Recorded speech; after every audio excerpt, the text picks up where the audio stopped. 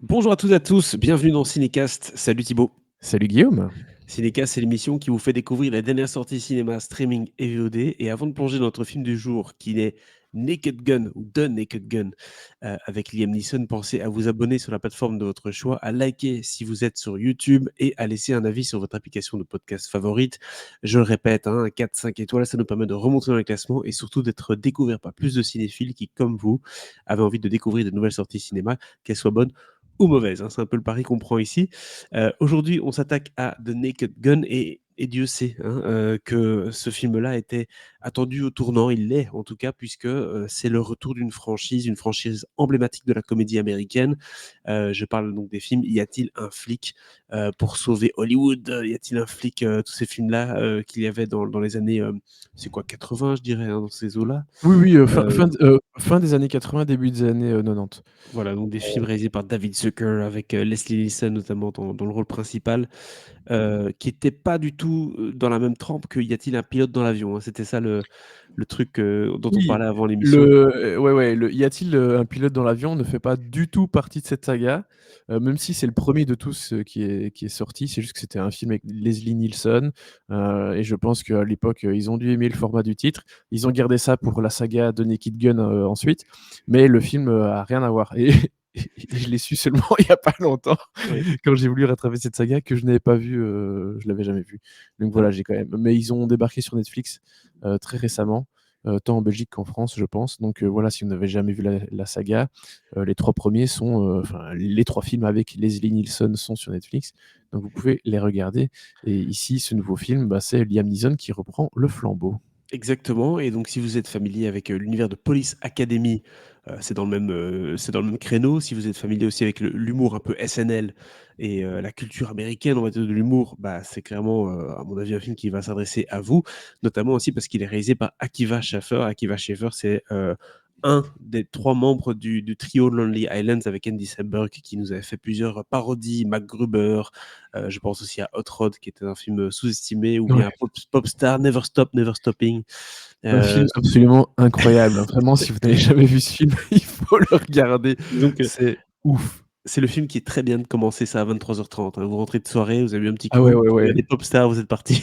Ah ouais, ouais, non, mais et il y a, je pense, le nombre de caméos le plus hallucinant de l'histoire du cinéma. C'est clair. C'est assez fou, Popstar. Donc, humour barré, on l'a dit, Liam Neeson au casting, Pamela Anderson, Paul Walter Hauser et j'en passe. Ça parle de quoi? De Naked Gun. Ça parle d'un seul homme qui possède des compétences assez uniques, on va s'en rendre compte, pour diriger la prestigieuse brigade spéciale et sauver le monde tout simplement. Cet homme, c'est le lieutenant Frank Drebin Jr. Et oui, vous avez bien lu, c'est lui qui suit les traces de son illustre père dans Y a-t-il un flic pour sauver le monde? Ça, c'est le titre en français de The Naked Gun. On regarde un extrait de la bande-annonce. Multiple SWAT units responding to hostage situation.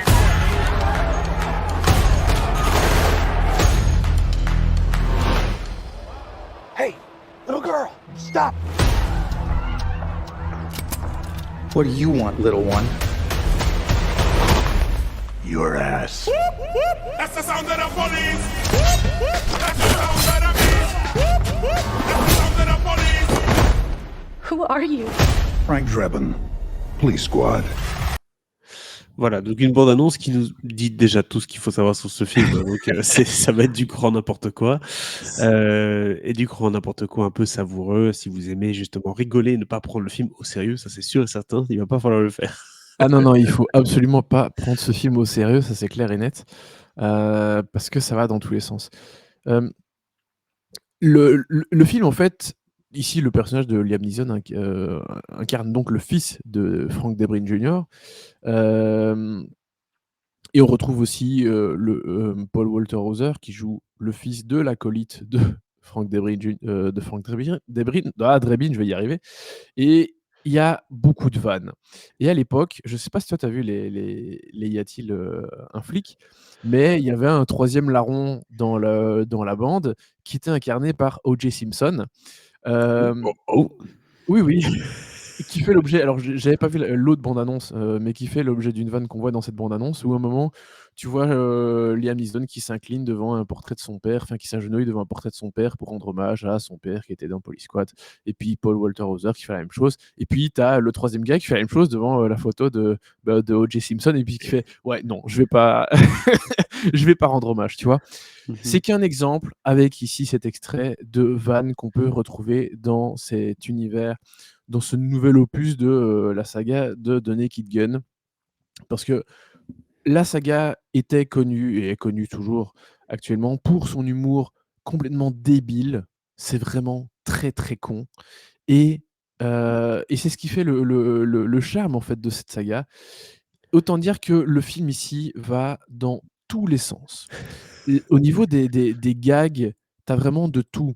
Tu as vraiment des vannes, des jeux de mots, des références, que ce soit à l'actualité, à la série. Alors je dis, la série, j'ai pas vu la série, télévisée, parce que Mmh. oui, avant d'être une trilogie de films, c'est d'abord une série.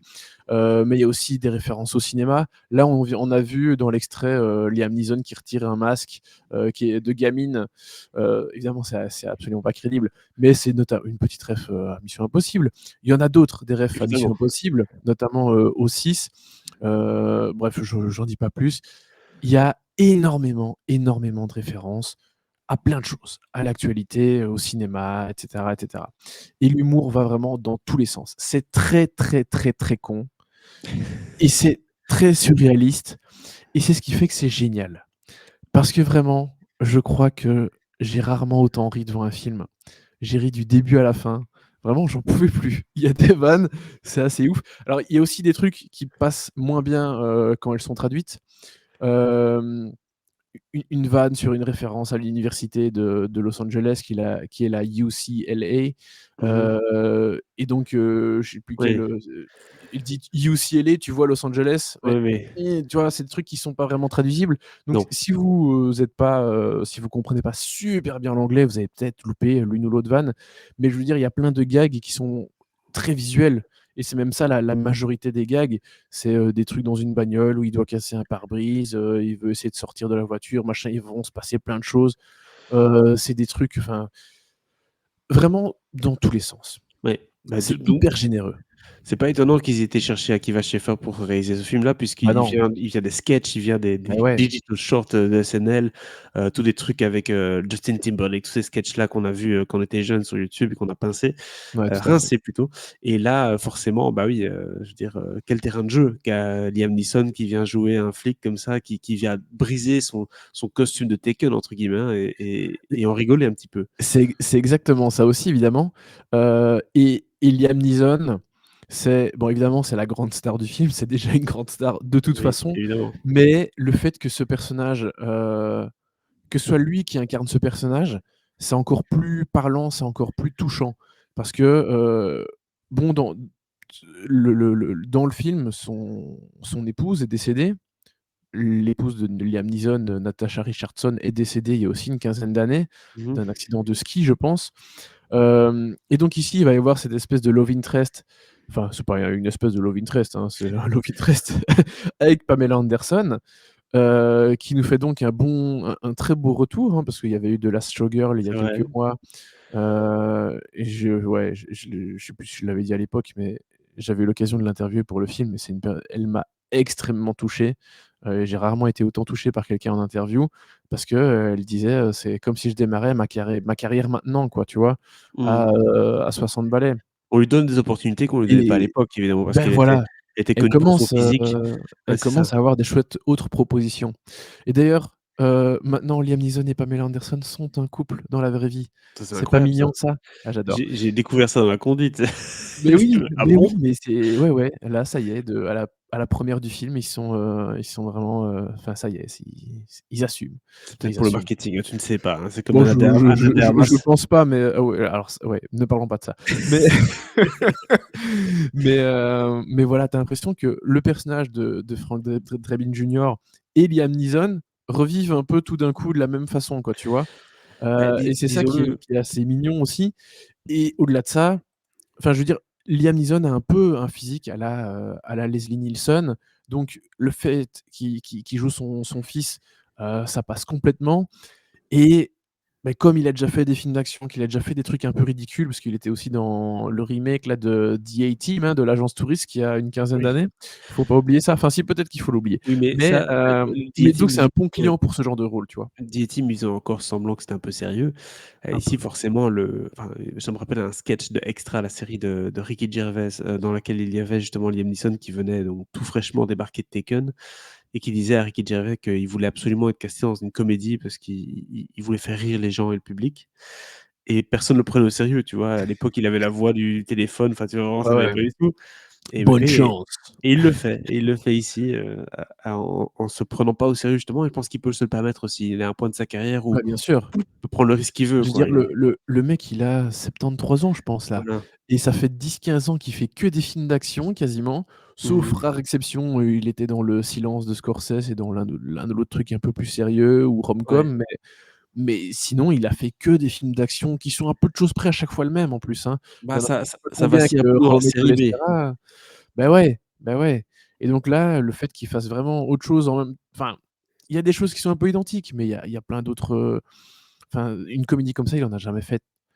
Ouais. Et vraiment, il est parfait dans ce rôle de Frank Drebin Jr. parce que c'était ça un peu aussi la crainte. C'est voilà, Leslie Nielsen, c'est un peu une icône de la comédie, des années, 70-80. Il faut voilà, il fallait quand même avoir un certain charisme et un certain savoir-faire pour, reprendre ce rôle quelque part. Enfin, c'est Beh, reprendre sans le reprendre vu que c'est son fils. Mais oui. voilà, je trouve que Liam Neeson colle, parfaitement au personnage et au film et à l'esprit du film.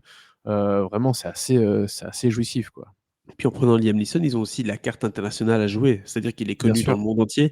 Là où un Will Ferrell, par exemple, qui pourrait, être une idée de casting assez classique pour faire un truc comme ça, Mmh mh. bah, Will Ferrell, il est très américain, quoi. Donc il marche pas aussi bien en France Ouais, mais ou en ouais, mais Angleterre. c'est quand même une des stars américaines de la comédie qui fonctionne à l'international. Ah oui, oui, Will Ferrell, c'est évident, mais c'est juste que voilà, ils ont pris Liam Neeson parce qu'il y a le côté Taken, il y a le côté premier degré, mais mixé avec de Ouais. l'humour, bah, du coup, forcément, ça va donner Mais quelque chose d'étonnant. oui, oui, ça fonctionne même parce qu'il a fait ce rôle-là premier degré dans Exactement. plein de films avant. Ça, c'est clair que c'est un atout, et que ça donne bien.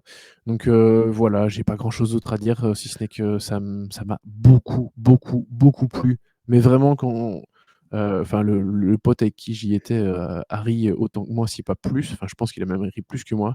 Les 2 autres types à côté étaient morts de rire aussi.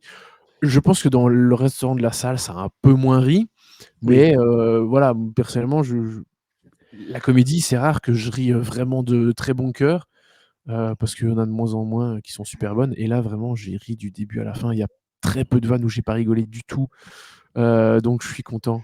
J'ai vraiment pris un pied pas possible. Écoute, à recommander en tout cas si vous voulez aller au cinéma, vous faire plaisir cet été, rigoler, prendre du bon temps et faire ça entre amis, je pense que ça marchera beaucoup mieux. Un film comme ça entre copains ou entre copines, ça peut être quelque chose de plus savoureux à partager. Du coup, ce Naked Gun, y a-t-il un flic pour sauver le monde en français? Quelle note tu donnes du coup, Thibaut? Écoute, je donne un très, très généreux, 4 étoiles parce que voilà, je dis très généreux comme s'il le méritait pas. Non, il les mérite. J'ai 4 étoiles, adoré. c'est C'était trop bien. énorme. C'est Ouais, ouais. super, bah, tant mieux, Mais ça pour une fait comédie, c'est rare que je donne autant et là vraiment je peux pas aller, contre, tu sais, peut-être que je pourrais dire: «Oui, j'ai passé un bon ouais, moment, 3 étoiles», est-ce que tu as mais donné 4 étoiles à l'époque à The Nice Guys avec, Russell Crowe et Ryan Gosling? alors on faisait pas encore le podcast à l'époque, je Non, sais plus, c'était pas je mal, faisais hein? déjà de la critique, cela dit. Je sais plus, mais The Nice Guys, c'était très bien. Mais Voilà, donc voilà, The Naked Gun, c'est super. C'est depuis ce 30 juillet, en c'est salle, en dispo. Belgique et en Ouais, France, ça sort le 13 août. Donc voilà, vous avez un peu plus de temps devant vous, les voilà, Français. nous sommes en avance. Mais oui, Bah, une fois n'est pas écoutez, coutume, que veux-tu? faites-vous plaisir, suivez les bons échos, allez voir Liam Neeson au cinéma parce qu'il est encore là à nous surprendre, et partagez votre avis, sur ce film dans les commentaires de ce podcast. Abonnez-vous sur la plateforme de votre choix et on se dit à très bientôt pour d'autres recommandations, dans le courant du mois d'août et puis après à la rentrée évidemment. Ciao, ciao. Ciao, ciao.